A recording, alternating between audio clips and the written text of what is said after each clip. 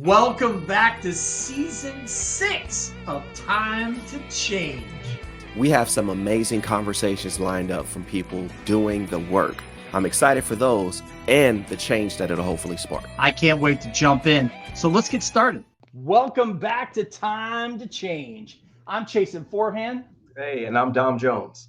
And we have a great guest for you today. Michael Gardon is in the house. He is the CEO of Rejoin Coaching, and he is the host of Breaking Work. Scan that QR code right above Dom's left shoulder, and you will go directly to his podcast.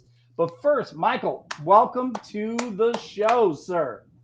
Thanks guys for having me. This is going to be an awesome action-packed 20 minutes or so. Let's do it. Hey, we're glad to have you in the house. And the first thing, when you go to your LinkedIn page or you go to the website, you go to your podcast, everything is about let's break it, let's do the thing. So dive into that a little bit and where did this theme come from? Why does it matter to you? And your shirt even, let's just do it. Yeah. I don't know, the word break I've been obsessed with probably since I was 26. I had a moment in my life where I had a realization that just kind of shattered my perspective on life at the time. I happened to be reading a book. It's called The Art of Learning by Josh Watskin. And it just gave me this perspective that things don't have to be up and to the right, incremental progress all the time. Sometimes you have to go backwards and invest in loss in order to make a really big jump. And that it was like my perspective shattered. And so I call it my first break moment. And on my podcast, Breaking Work, I talk about, entrepreneurs. I talk to entrepreneurs and people like that. And I always ask them, what was their break moment or what was a big break moment? And that theme or obsession or whatever with that word has carried over into, my career where I just think work for so many people isn't working for us. And it's on us. It's our responsibility to essentially break it, put the pieces back together in ways that serve us, use our creativity and our problem solving ability. It doesn't have to be forget corporate and go build a company or something like that. But I think we can all be really intentional about how we put the pieces together. So we put work in its place and we build lives that we care about outside of work. So that's the short version. I love that. There is somebody there's an outlier, and Brian, I want to say Brian Covey. So he used to play professional soccer, and I was on an Outlier Legends call one time and listening to him, and he said something that has stuck with me forever. And it's, I want to be at a place where I can spend time with the people I want to spend time with. I can do the things I want to do when I want to do them, how I want to do them. To me, that's success. It doesn't I want to do what I want to do when I want to do it with the people I want to do it, how I want to do it. I just want to live life to the fullest and be present. Yeah. 100%. And I think, where most people, I think a lot of people aspire to that. The problem is they think it's an if-then statement. If I do something, then I will be able to do that. And my argument is we live at this point in time in history where we can really infuse what we want to do into work. Entrepreneurship, right? Different modes of working, whether that's freelance, whether that's whatever. You can build these situations and you can build work into your life. I'm sitting at my home office because I envisioned the life that I wanted to create where I was working in my home and my kids would run in the door and hang out with me after school. And it all came from that. It was that idea that infused, well, how do I put this stuff together? Forget work-life balance. How do I get more of what I want out of life then and do it now? And I think part of my mentality, the shirt, right? Fuck it, let's go solo. I think we all are worried about what people are going to think. And it feels lonely when we want something that is out of the norm. And I think I just want more people to say, like, fuck it, I'm going to do the thing that I want to do. And if it's weird to you, that's fine. But I'm going to find my own tribe of people, my own pack, that agree with that. And it's just unlimited, the things that we can do from a work-life standpoint, to live life now and use all of our creativity to work and to have impact and be, a meaningful contributor in society, rather than grinding now so I can just lay on a beach and do nothing later. I love that. Yeah. So did a lot of Michael, what you do now, actually, let's take a step back. Yeah. You experience a moment in life where you realize life could be different and that something was broken. What were some of your next steps after that? And I'd love for you to just share a little bit more about your journey leading up to what you do today. Yeah. So I was at the time, I was a financial futures and derivatives trader this is from 22 to 26, 21 to 26, something like that. It was incredibly, incredibly stressful. Obviously, I was kind of type A, going for the money, working in finance. And I looked up at some of the guys that were 40 and having fits and breaking keyboards and screaming at their computers because the market didn't go their way. And I was like, man, I cannot do that at 40. And again, just reading this book in this particular chapter at that moment, I actually quit my job the next day. Honest to God, and again, I was 26, right? I had no responsibilities. I wasn't even married at the time. So I could do that. But yeah, that's how profound it was for me. And I just quit my job, and I was like, I'm 26 freaking years old. I can do anything I want. And so I took the summer off. I applied to graduate school because that's what you do when you don't know what you're doing with your life, right? Take the educational route. And I just started exploring some of the things that I really were interested in. That led me to startups, that led me to understanding how to raise money. And I had fits and starts, started a couple companies, had some failures in there, did a little bridge consulting, all of the things that you can kind of do. And I just learned about like how flexible you really can be along your career journey. And I think I would say I tampered down that urge to coach and to be out front for a really long time. I always thought I was the guy behind the guy. I was the operational guy. I didn't really want to be the forefront guy. And man, kids changed me. Kids were really about what do I want to show them? Like, what are the things that really matter in life that I want to show them? And it came down to, well, I'm going to work. I want to work. I hope I work into my 90s. I want to show them the possibilities. I want to show them the passion and all of that, the stuff that matters, that makes the moments. And so I was working in corporate. I hated it, which I thought I would. And I confirmed it. And I built a company to get myself out of corporate.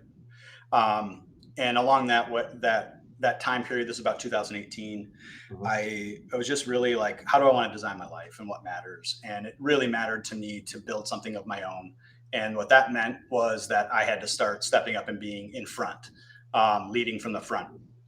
And as I just kept pulling on that thread of like, what is the big problem that I really care about in the world that lines up with some of my background and my point of view, just kept coming back to this idea of career inflexibility. And I just see so many people that are so dependent and clinging to the job that really it screws with their ability to creatively think about what they could do and who they could be. And I just saw that as a really big problem, holding a lot of people back, holding a lot of impact that could be released in the world.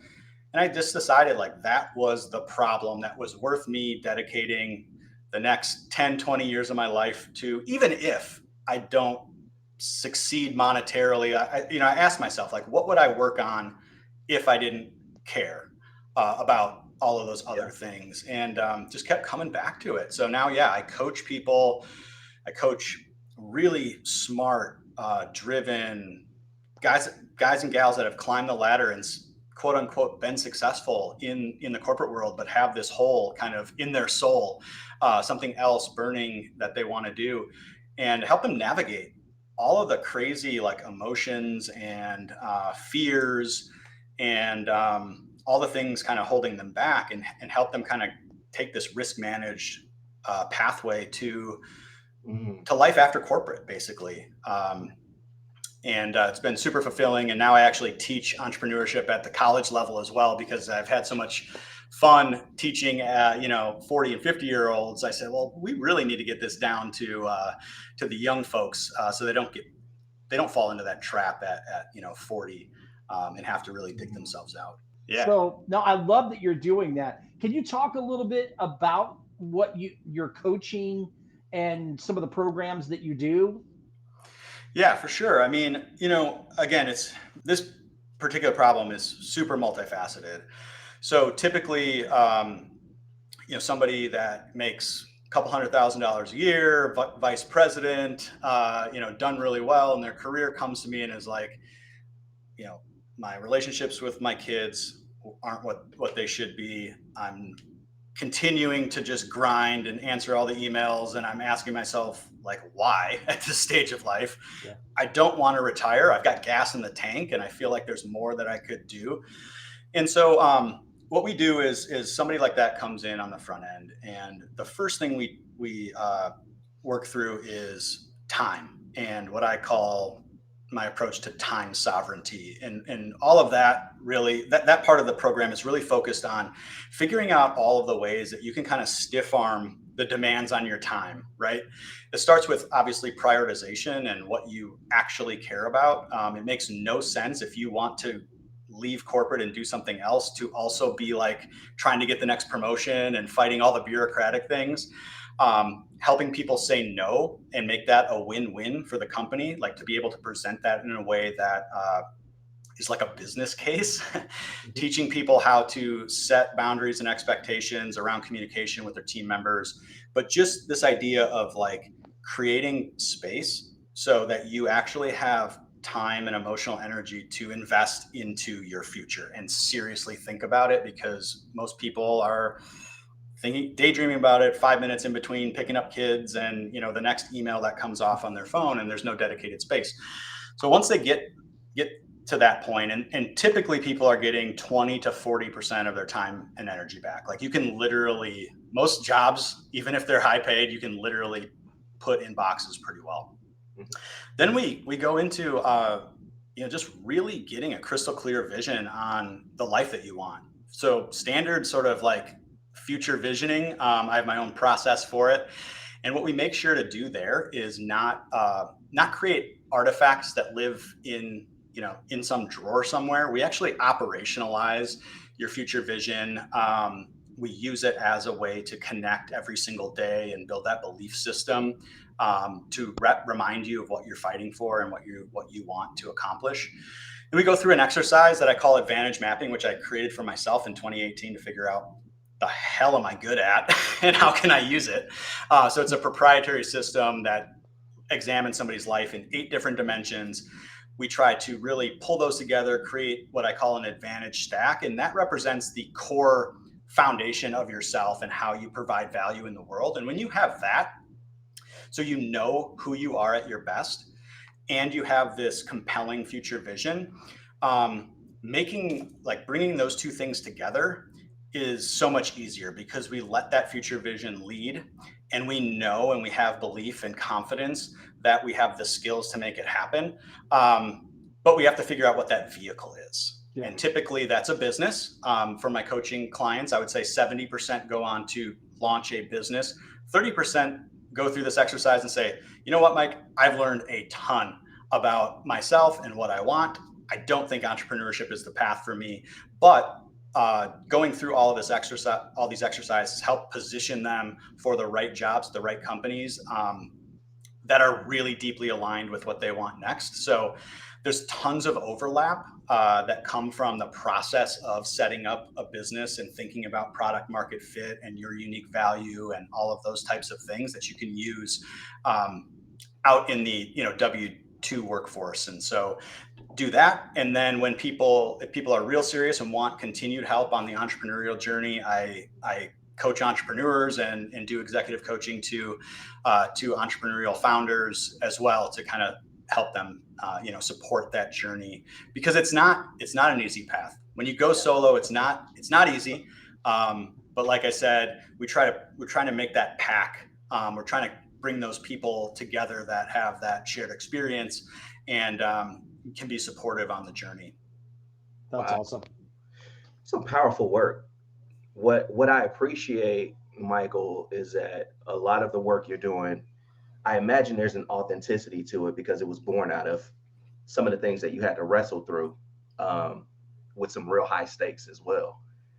And 100%. 100%. This is such a soul-led business for me. Again, I was always that kid, like trying to figure out what's my mission, what's my purpose, like why am I here, what am I, how can I use my natural strengths and talents, and I've put that together, and I think it's a difference maker. And so, one of the things people come to me with is, well, maybe you could do consulting in this or that industry, but how do I differentiate? And I'm like, dude, it's you in this client, environment.